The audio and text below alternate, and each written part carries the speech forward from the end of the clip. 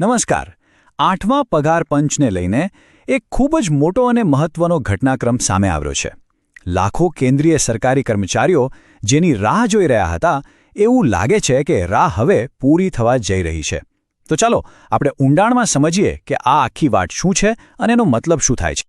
Screen પર દેખાતી આ તારીખ જુઓ, 19 જાન્યુઆરી 2024. ભલે આ તારીખ ભવિષ્યની હોય, પણ એની પાછળની કહાણી અત્યારે જ આ જ ક્ષણે લખાઈ રહી છે. આ તારીખમાં એવું તો શું ખાસ છે, અને એ લાખો કર્મચારીઓના ભવિષ્ય સાથે કેવી રીતે જોડાયેલી છે? ચાલો જાણીએ.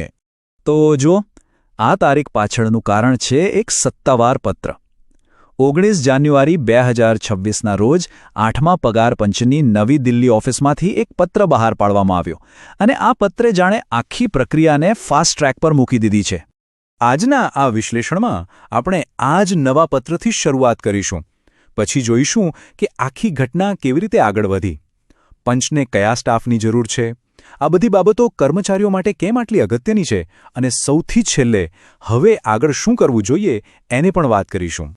તો સવાલ એ છે કે આ પત્રમાં એવું તો શું છે? જુઓ, 19 જાન્યુઆરીનો આ પત્ર કોઈ પહેલું પગલું નથી. આ તો એક ફોલોઅપ છે, એક રિમાઇન્ડર છે. પણ આ પત્ર જે ઝડપ અને તાકીદ દર્શાવે છે ને, એ ખરેખર ખૂબ જ મહત્વની છે. આખી વાત સમજવા માટે જરા પાછળ જઈએ. 29 ડિસેમ્બરે પંચે સ્ટાફને નિમણૂક માટે પહેલો પત્ર મોકલ્યો, પણ એના પર કોઈ ખાસ કાર્યવાહી ન થતાં પંચે લાંબી રાહ ન જોઈ. માત્ર 20 દિવસની અંદર જ 19 જાન્યુઆરીએ બીજો એકદમ કડક રિમાઇન્ડર મોકલ્યો. બે પત્રો વચ્ચે આટલો ઓછો સમયગાળો એક જ વાતનો સંકેત આપે છે: હવે પંચ રાહ જોવાના મૂડમાં બિલકુલ નથી. હવે આ જે તાજેતરના પત્રો છે, એને વધુ સારી રીતે સમજવા માટે આપણે થોડું પાછળ જઈને સમગ્ર ઘટનાક્રમ પર નજર નાખવી પડશે. કારણ કે આ કોઈ એક દિવસમાં બનેલી ઘટના નથી, પણ એક લાંબી પ્રક્રિયાનો ભાગ છે. તો આખી પ્રક્રિયાની શરૂઆત લગભગ 1 વર્ષ પહેલાં 17 એપ્રિલ 2025ના રોજ થઈ હતી, જ્યારે ખર્ચ વિભાગે પહેલો પરિપત્ર બહાર પાડ્યો. પછી ડિસેમ્બરમાં ખુદ પગાર પંચે પહેલ કરી, અને હવે જાન્યુઆરીમાં આ તાકીદનો રિમાઇન્ડર. આ ક્રમ સ્પષ્ટપણે બતાવે છે કે ગતિ ધીમે ધીમે વધી રહી છે, અને હવે તૈયારીઓ અંતિમ તબક્કામાં છે. તો આટલી ઉતાવળ શા માટે થઈ રહી છે? પંચને એવા તો કેવા સ્ટાફની જરૂર છે જેના વગર કામ આગળ વધી નથી રહ્યું? ચાલો એની વિગતો પર એક નજર કરીએ. કુલ 40 જગ્યાઓ. આ કોઈ નાનો આંકડો નથી. આના પરથી ખ્યાલ આવે છે કે પંચ એક મોટી અને સંપૂર્ણ ટીમ સાથે પોતાનું કામ શરૂ કરવા માટે તૈયાર થઈ રહ્યું છે. આ એક સંકેત છે કે હવે મોટા પાયે કામગીરી શરૂ થવાની છે. હવે જુઓ, અહીં જે ખરેખર રસપ્રદ વાત છે તે છે પદોની વિવિધતા. એક તરફ લેવલ 11ના સિસ્ટમ એનાલિસ્ટ છે, તો બીજી તરફ લેવલ 4ના સ્ટેનોગ્રાફર, આસિસ્ટન્ટ સેક્શન ઓફિસરથી લઈને સિનિયર સ્ટાફ સુધી. આ બતાવે છે કે પંચ ટેકનિકલ, વહીવટી અને નીતિ વિષયક એમ દરેક સ્તરે કામ કરવા માટે સંપૂર્ણ રીતે સજ્જ થઈ રહ્યું છે.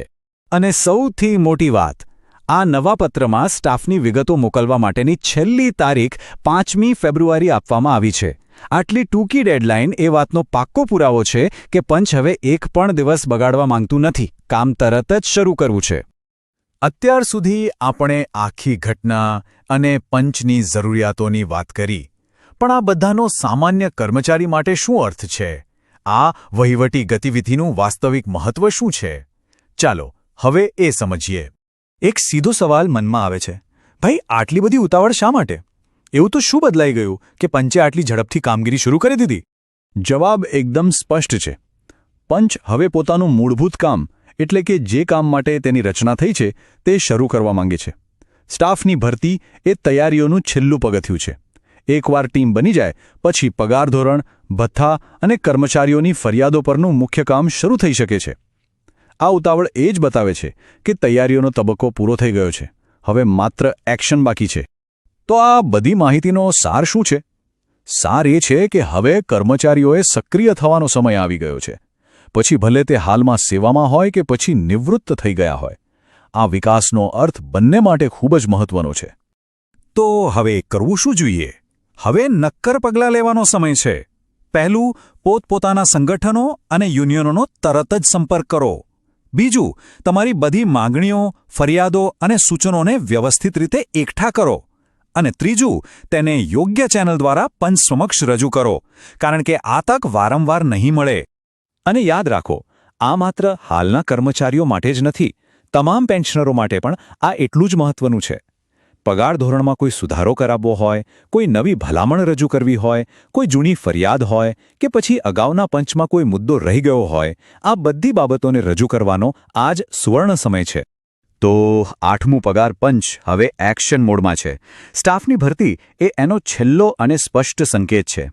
હવે મોટો સવાલ એ છે કે શું કર્મચારીઓ અને પેન્શનરો આ તકનો લાભ લઈને પોતાનો અવાજ પંચ સુધી પહોંચાડી શકશે? શું તેમની માંગણીઓ ભલામણોનો ભાગ બનશે?